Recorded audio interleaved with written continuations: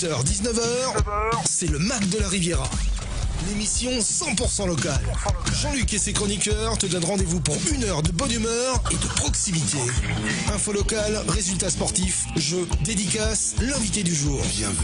Bienvenue dans le Mac de la Riviera. Installe-toi, connecte-toi et rejoins-nous pour une heure de détente. C'est le Mac de la Riviera. Allez, bonsoir à toutes, bonsoir à tous. Bienvenue sur Fréquence Méditerranée, bienvenue dans le Mac de la Riviera. Il est 18h et c'est parti pour une heure avec mes chroniqueurs qui sont avec moi et qui m'accompagnent tous les soirs. Bonsoir Anaïs. Bonsoir. Voilà, très contente, toujours très frileuse Anaïs, avec Anaïs,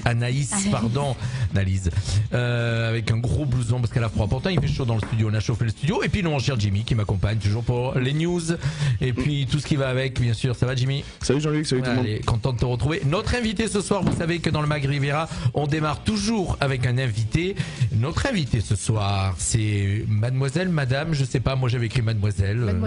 Mademoiselle Sophie Pétru, qui vient nous présenter un beau projet, un très beau projet, Reconquête. Alors, c'est écrit comme ça, Reconquête d'anciennes terrasses en pierre sèche en vue de plantation de citronniers. Waouh, c'est beau. Déjà rien que lire ça, citronnier, voilà. Déjà citronnier nous parle menton. Là. Déjà elle nous parle quelque chose qui nous fait plaisir. Et déjà elle va se présenter. Bonsoir Sophie. Bonsoir, je m'appelle Sophie et je suis l'arrière-petite-fille du fondateur d'une exploitation à Menton-Garavant, juste au-dessus de la frontière. Mon grand-père et mes parents ont continué l'exploitation jusqu'à maintenant et ma mère Annie vend ses fruits tous les jours au marché de Menton. Voilà. 5 générations, alors j'ai pu lire, 5 générations qui ont eu cette terre en... Oui. On parle toujours de migration, justement. Le mot migration est d'actualité. Ah oui, toujours d'actualité, n'est-ce pas ? En ce moment, oui, ça dépend dans quel côté, ça dépend quel côté qui en parle. C'est surtout ça. Le mot migration, ou immigré, ou migrant, voilà, ça dépend qui en parle. En tout cas, pourquoi vous me dites ça ? Pourquoi ? Parce que parce que du coup, ça a commencé par une migration d'Italiens. On est tous venus sur la Côte d'Azur. On est tous un petit peu italiens, hein, ceux qui sont vraiment d'ici, hein. Puisque donc moi je prends mon nom personnellement. Moi je suis originaire du Piémont. Mes arrière-grands-parents, puisque mes grands-parents donc étaient ici. Mon grand-père né à Sainte-Agnès. Voilà, c'est notre histoire. Effectivement, donc on rejoint ceux qui sont vraiment d'ici ont tous un petit peu des souches italiennes. Hein. C'est ça. Roberto. Mon arrière-grand-père, qui vient du Piémont aussi également. Voilà, on est à peu près, les Mentonnais, on est à peu près tous de souche piémontaise, si je me trompe pas. Donc voilà, 5 générations qui possèdent ces terres. Donc elles sont situées où exactement ? Elles sont situées, alors on appelle ça la Petite Afrique, au-dessus, au Super Garavant, au-dessus des jardins des Colombières. Oui, c'est juste derrière chez nous, on n'est pas loin. Hein. On est vraiment pas loin. Il suffit de lever la tête. Mais apparemment, donc si j'ai bien compris, vous avez acquéri, on dit. Acquéri, je sais plus. Acquis. Voilà, acquis. Vous avez acquis. Oh là là. Tu vois, même moi, je peux me tromper dans mes mots. Je cherchais mes mots. Vous avez acquis 3000 mètres carrés de terrain supplémentaire. C'est ça. C'était le terrain du bas, un terrain un peu enclavé, mais où toutes les pierres sont restées sur le terrain, toutes les pierres. Et du coup, avec l'aide de murailliers de la région et d'une association de Marseille, une pierre sur l'autre. Vous les avez remontés ? Nous avons commencé. Parce que d'accord. Il y en a beaucoup ? C'est long, je pense. C'est assez long, en fait. Tout se fait. La Carpe fait ça, si je ne me trompe pas. La Carpe montre comment on remonte des murs en pièces sèches. C'est ça. Elle a des ateliers, voilà. Exactement. On a tout au long de l'année, on a la chance de pouvoir être, conseillé par un murailler du coin. Surtout que c'est une technique assez complexe. Hein. Ce sont des techniques. Il y en a plusieurs. Selon les terrains, vous avez des techniques de double parement, vous avez des techniques plus simples. Et c'est vrai que les anciens s'adaptaient en fait selon le nombre de pierres qu'ils avaient. Voilà. Les anciens faisaient toujours ce genre de choses beaucoup mieux que nous. Alors ce qui est génial, c'est qu'aujourd'hui tu revois on a beaucoup ces paysages autour de nous, hein, ces murs en pierre sèche qui tiennent depuis des centaines d'années. Il y a des murs qui sont faits en béton et qui tombent. C'est toujours assez remarquable en tout cas. Oui. Et comme quoi, il y avait vraiment des techniques particulières à l'époque. L'avantage de la pierre sèche, quand on a des pierres sur le terrain et que l'on arrive à acheminer aussi les pierres, puisqu'il y a beaucoup de terrains ici enclavés, il faut le dire, c'est que du coup, les pierres sont calées en fait. Et elles permettent aussi l'eau de passer. Donc du coup c'est... Et la troisième chose, c'est que c'est aussi un endroit où les animaux viennent se protéger dans les pierres, que ce soit des serpents, des chauves-souris, des oiseaux. Et l'association qui était venue une pierre sur l'autre avait fait un relevé du terrain, avait redessiné la façon dont... Parce qu'il y avait quelques murs, qui sont restés... Et donc, si j'ai la tremblote, c'est normal. C'est notre invité qui a mis un petit coup dans la caméra, c'est du direct, ne vous inquiétez pas. C'est trop petit ici en fait. Je suis habitué à mes 3000 mètres carrés. D'accord, je comprends mieux. À vivre dans la nature, c'est ça. Oui, donc vous disiez, ils sont venus contrôler, prendre des mesures. Prendre des mesures et redessiner en fait les anciens murs. Donc ils ont relevé 2 techniques différentes de murs. Et voilà, et du coup l'idée c'était de refaire comme à l'ancienne. De réapprendre les gestes traditionnels. Bien sûr. Ce qui n'est pas forcément évident. Quand on a appris les gestes modernes, retourner à l'ancienne, des fois, c'est pas forcément facile. Oui, là c'est plus... En tous les cas, dans des terrains enclavés comme ça, et quand on a les pierres sur place, c'est plus facile, puisque du coup, on a un terrassement, et on remet les pierres. Il en manque toujours, du coup, mais voilà, il y a des techniques qui font qu'on travaille à l'économie de pierres. D'accord, elles sont sur place. Donc elles sont sur place. Et selon l'agencement, selon la façon dont on les met et l'épaisseur du drain derrière. Alors on va arriver à comprendre l'objectif du projet. On va comprendre. Mais d'abord, j'aurais voulu savoir un petit peu, moi aussi, pourquoi donc cet amour du terrain, cet amour de la pierre, c'est par rapport à toutes ces générations. Qu'est-ce que vous avez voulu faire une continuité ? C'est vrai que le terrain un peu enclavé avait été un peu laissé en désuétude et puis ma mère sur le terrain ne pouvait pas tout faire non plus et c'était l'idée qu'il y ait une relève un peu plus un peu différente en fait et avec une idée associative, partager aussi cet endroit avec des personnes qui ont envie d'apprendre les gestes anciens.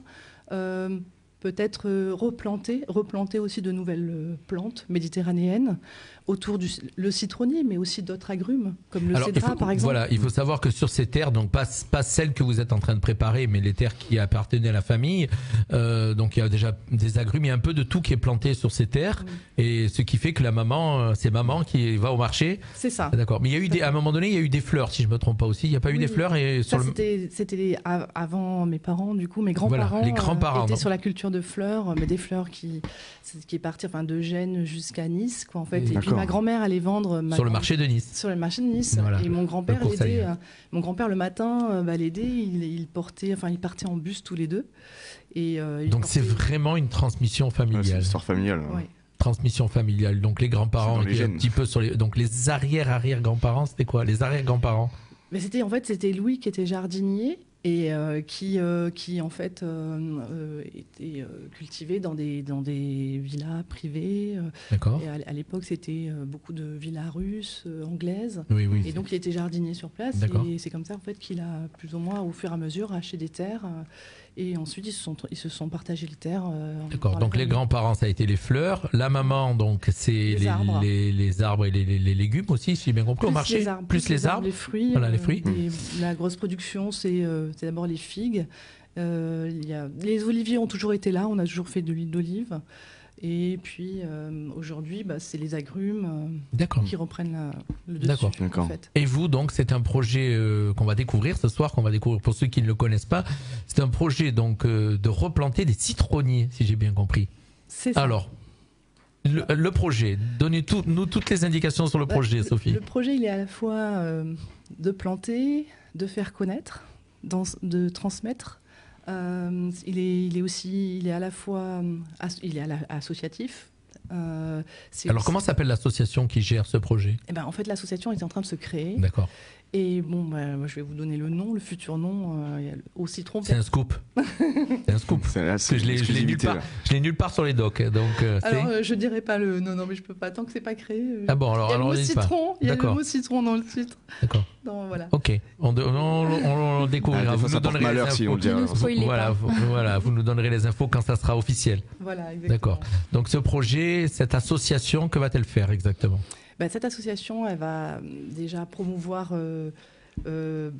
le citron, mais pas que le citron. Il y en a d'autres déjà. Il y a une association à Menton qui fait la promotion du citron. Non, mais ça, c'est pas pour la promotion du citron. Non, attention. Non. Expliquez-moi.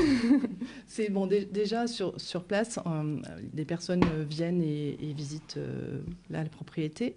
On a fait un appel à crowdfunding cette année, qui nous a permis justement de pouvoir vendre des fruits sur le marché, des paquets, voilà. Donc les gens vous ont donné de l'argent. Le crowdfunding, le système, c'est qu'on vous aide sur un projet, on vous donne de l'argent en échange de produits ou des choses comme ça. Hein. Et vous aviez réussi à récolter pas mal quand même par rapport au projet ? On est monté à 7 000 €. C'était ce que vous aviez demandé Vous êtes arrivé au... Non, vous aviez demandé plus ? On a demandé plus, mais pour un premier... Dans le micro, s'il vous plaît, qu'on vous entende. Pour une première fois, c'est déjà pas mal. Ah oui, pas mal. C'est clair. D'accord. Ouais. Et donc le projet est en cours. Le projet est en cours, c'est ça. Et la date de fin des travaux, vous avez une idée peut-être ? C'est dans 2 ans, pas avant. Je me suis mis une date à peu près de 2 à 5 ans pour terminer le terrain. Il faut défricher le terrain, il faut refaire le terrassement et après il faudra planter.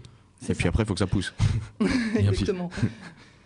Mais bon, après, avec l'aide de l'association l'APCM, qui est l'association pour la promotion du citron de Menton, dont je fais partie, on a acheté une trentaine de citronniers déjà, que l'on a commencé à planter. Des citronniers dans des oliviers, dans une oliveraie. Et bon, voilà, maintenant, on suit le projet. Donc il y a déjà des citronniers en place. Hein, donc ça pousse déjà. Ça pousse. Ça permet de prendre de l'avance quand même. Voilà. Et donc une production, il y a déjà une production qui a été faite ou pas ? Ça produit déjà ou pas ? Non, ça fait 1 an et demi qu'ils sont plantés. Non, d'accord, aucune idée de la durée qu'il faut pour pouvoir produire. Je pourrais avoir des citrons, hein, mais sauf que je préfère les faire grandir. D'accord. Donc moi je les laisse pas sur les... Ils sont trop petits. Ils sont taillés, ils sont entretenus, ils sont bichonnés pour faire une belle production plus tard. C'est ça. J'ai tout compris. Bien. Je suis pas quelqu'un de la terre, moi, du coup, donc c'est pour ça que j'admire. Alors, sur ce projet, il y a une association à Menton, peut-être qui vous a peut-être aidé ou qui pourrait vous aider. Terre en partage, ça vous parle ? Terre en partage, ce sont nos voisins, ils sont juste à côté de nous. Et au contraire, oui, ils font partie de la PCM, de l'association déjà. Voilà, donc ils font partie des échanges de savoir. Voilà, déjà. Et ensuite, on se connaît, on est des voisins. Et eux aussi ont des citrons, ont planté des citrons. L'avantage d'être à la PCM, c'est aussi des échanges entre personnes. On se rencontre entre propriétaires, D'accord, vous vous entraidez autant sur les murs en pierre que sur la production. Ils ont un objectif aussi, terre en partage. Un objectif, j'allais dire écolo, mais bon, c'est pas ça le mot que je cherchais. C'est aussi de production, mais après c'est aussi des jardins, des jardins participatifs. Voilà. C'est ça. Et la finalité de ces citrons, ils seront utilisés pour la fête du citron ou pour vendre juste la vente ? Pour la fête du citron, ce serait dommage. La fête du citron. Oui, ils utilisent plus les autres. Oui, sur les marchés. Nous, on vend principalement sur le marché de Menton. D'accord. Et oui, sur la fête du citron, il y a des adhérents de la PCM qui vendent dans des stands. La PCM a un stand sur la fête du citron. À l'intérieur des jardins, c'est ça. C'est ça. Donc, mais Jimmy, je crois que tu voulais dire, toi, tu croyais pour équiper les motifs. Non. Ah non, pour les vendre. Oui, en vente pour les touristes. Non, parce que je sais que ceux qui sont mis dans les structures, ils les font importer d'Espagne. Ils viennent d'Espagne. Voilà, pour pas gâcher justement les beaux citrons de Menton qui sont connus pour être meilleurs, on va dire. Surtout que c'est plus de 120 tonnes et je crois que Menton ne produit pas 120 tonnes d'agrumes. Mais bientôt. Grâce à vous. Non, mais bientôt. Mais grâce à moi, on est assez nombreux à la PCM et on est de plus en plus nombreux. Même des personnes qui ont des plus grands terrains ou des plus petits terrains font partie de l'association. Alors ce projet, comment le découvrir si on a envie de venir chez vous ? Comment faire ? Pour l'instant. Pour ceux qui vont réécouter l'interview, parce qu'on est en direct, mais il y en a qui le réécoutent après. Sur Internet, vous allez vous tapez Sauvons les citrons de Menton déjà. Et ça donnera déjà une idée du projet. Ensuite, bientôt, on aura un site avec l'aide d'étudiants de l'école Supagro de Montpellier. Je vais avoir un site internet. Et puis bon, j'ai un Facebook à côté de ça. Et... Alors le Facebook, les coordonnées du Facebook, c'est pour l'instant, je communique pas. Ah non plus. Alors donc, voilà. Il y a des choses qui restent secrètes pour l'instant. Oui, c'est ça. D'accord. C'est pour ça que vous vouliez décaler l'interview d'une semaine un petit peu, mais bon, on n'a pas pu malheureusement parce qu'on a déjà décalé plusieurs fois. Donc on va pouvoir découvrir bientôt le nom de l'association. Donc l'association, ça c'est une surprise. Tout ce qui est réseau. Donc c'est pour le Père Noël tout ça.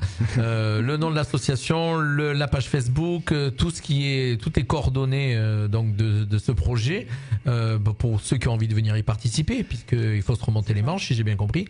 Exactement. Il y a du terrain à défricher, il y a du terrain à préparer, il y en a 3000 mètres carrés, donc vous avez bien compris que c'est quand même assez grand. C'est ça. Et donc, alors d'autres infos, allez-y. Et puis, sur le marché, tous les samedis, vous pouvez voir Annie qui vend ses... Annie, c'est la maman. C'est ma mère. Voilà. Et juste en face, d'ailleurs, de la maison du citron. Mais côté extérieur, à l'extérieur du marché. En fait, les producteurs sont à l'extérieur du marché. Donc, on ira faire un petit tour, on ira se présenter. Annie Petrou. Voilà. Vous lui direz qu'on passera la voir là. Petru, pardon. Petru. Je l'ai dit en roumain. C'est vrai. C'est tchèque, plus précisément. C'est tchèque. D'accord. C'est du côté de mon père. C'est d'origine. Effectivement. Donc, alors vous vouliez nous présenter une recette ce soir, je crois, c'est ça? Oui. Vous m'avez dit j'ai une recette, j'ai envie de présenter une recette. C'est une recette un peu originale. Allez, j'appelle ça une recette transfrontalière, puisqu'on est sur la frontière. C'est la recette d'omelette de coquelicot. Alors c'est joli, n'est-ce pas? Le nom est joli. Voilà. Je l'ai cherché juste pour vous, pour l'émission. Ah ben c'est très bien, ça fait plaisir. Donc une omelette de coquelicots. Avec des coquelicots, des fleurs donc. C'est ça. Le coquelicot est comestible? Oui. Ah bon, d'accord, voilà. Je ne savais pas. J'apprends quelque chose. 58 ans, j'apprends quelque chose. Donc, c'est très rapide à faire. Bon, il faut avoir des coquelicots chez soi, bien entendu. C'est sûr. Donc, 6 œufs, une bonne cuillerée de fromage râpé, une cuillère de lait, du sel, du poivre et une belle touffe de plants de coquelicots. Quelques brins de persil. Donc, il faut de jeunes plants de coquelicots. Pas encore en fleurs, c'est juste un petit peu avant la fleur, donc sinon ça va pas être très très bon. Donc les laver soigneusement, les hacher avec quelques brins de persil, battre les œufs en omelette, y ajouter du fromage râpé, une cuillère de lait, du sel, du poivre. Et donc ça c'est la base c'est vraiment la base. Et après dedans on y insère. Vous insérez les coquelicots. Les coquelicots, mais que vous avez hachés avec du persil, du poivre, du sel, alors, bien assaisonné. C'est quoi? C'est le coquelicot quand il est juste un peu avant la fleur en fait. En bulbe, là, ça fait comme un bulbe, c'est ça? C'est ça. Et le goût à la fin, ça donne quoi? Ah bah écoutez, je vous laisse essayer. Allez. C'est comme le nom de l'association, vous verrez. Alors on va récupérer la recette parce que la recette, pardon, on va récupérer la recette pour la mettre sur nos réseaux sociaux. D'accord. On va garder la feuille, mon cher Jimmy, on récupère. Voilà. Alors, non, on n'a pas le droit. Parce qu'il y a une autre recette aussi, mais c'est une recette secrète, attention. Oh, il y a une recette secrète. Alors vous me l'enverrez. Il y a beaucoup de secrets ici ce soir. Alors voilà, elle est décidément Sophie Petru est très secrète comme invitée. Et puis, il y a d'autres éléments que vous vouliez nous donner ce soir? Non, mais sinon... Le projet, on en reparlera certainement, puisque là, on voulait en parler avant la fin de l'année, le découvrir avant la fin de l'année. On entend une petite clochette, ça doit être le Père Noël à mon avis qui doit être en train d'arriver. Parce qu'après vous, on a le Père Noël normalement après vous. Et depuis tout à l'heure, on entend dans nos casques une petite clochette, je pense que c'est lui qui doit être dans les parages. Restez avec nous chers invités, parce qu'on a le Père Noël dans quelques instants. Et donc Sophie, oui, ce beau projet, on a essayé de le présenter en partie ce soir. Mais il y a encore plein de choses secrètes. Mais donc, ce qu'on peut résumer en tout cas, voilà, Sophie Petru nous a présenté ce soir ce projet donc de terrasse pour planter. C'est des terrasses qui vont servir à planter avec exactement reconquête d'anciennes terrasses en pierre sèche en vue de plantation de citronniers pour agrandir le cheptel de citronniers mentonnais, sachant que bien sûr c'est l'emblème de Menton, le citron, ce fruit d'or comme on dit, et que au mois de février on retrouvera bien sûr cette fête des citrons. Si je me trompe pas, ça la 74e fête des citrons, c'est dans ces eaux-là. L'opéra est dans si je ne dis pas de bêtises, mais on ira contrôler. Je sais même pas si c'est pas plus. Oui, alors un mot de la fin, ma chère Sophie. Oui. Je vois que vous avez des notes, donc allez-y, vous aviez pris des notes. Alors, vous vouliez nous parler de quoi? Non, je parlais de... 88e. Pour conclure que... Bah, j'étais loin. Donc, pour conclure, que c'est un patrimoine culturel que nous partageons ici. Et que c'est aussi un projet, c'est aussi l'idée de continuer d'expérimenter, de donner un sens à nos vies. Et puis surtout des significations alternatives au tout béton, en évitant de se faire étouffer par une nouvelle politique d'aménagement urbaine que l'on subit souvent. Exactement, c'est vrai. En espérant que Menton reste toujours aussi beau, on a réussi ces dernières années malgré tout à limiter l'expansion, comme on dit, urbaine. Donc il y en a malheureusement toujours. Hein, comment dire, à zéro, ça peut pas exister. Il y a malheureusement souvent des gens à loger, même si c'est pas toujours les actifs qu'on loge. Mais bon, ça c'est un gros débat. C'est pas un débat qui nous appartient. Mais il est vrai que malgré tout, on est dans un beau territoire et les terrains que vous avez sont toujours assez protégés. C'est des terrains qui sont au-dessus de Menton, on rappelle au-dessus des Colombières, entre l'Italie et la vieille ville, donc pour les situer un petit peu. Il faut dire aussi, on a eu un plan local urbain il n'y a pas très longtemps qui a préservé. Voilà. Et il faut que la chance ou la malchance de Menton, c'est aussi que le terrain, il y a beaucoup de terrains montagneux. Forcément, la construction de bâtiments, c'est plus compliqué sur ce genre de terrain et ça laisse potentiellement plus de chance aussi pour l'agriculture, etc. locale. Très belle analyse, très bien. Et puis donc l'ancien maire, qui n'est plus là aujourd'hui et qui s'était battu pour que ces terrains restent protégés. Voilà. Merci en tout cas Sophie d'avoir été avec nous ce soir. On va faire un petit break musical. Restez avec nous. Le Père Noël, il est pas loin, on l'entend. Le Père Noël n'est pas loin. On fait un petit break musical. On se retrouve juste après. Juste le temps d'aller chercher le Père Noël. Qui arrive avec ses rennes. On ne coupe pas la vidéo. Restez avec nous. On va accueillir le Père Noël et puis on va dire au revoir à Sophie. Au revoir Sophie. À bientôt. Au revoir, et puis en espérant découvrir bien sûr tous ses secrets. Merci. 18h, 19h, c'est le Mac de la Riviera sur Fréquence Méditerranée.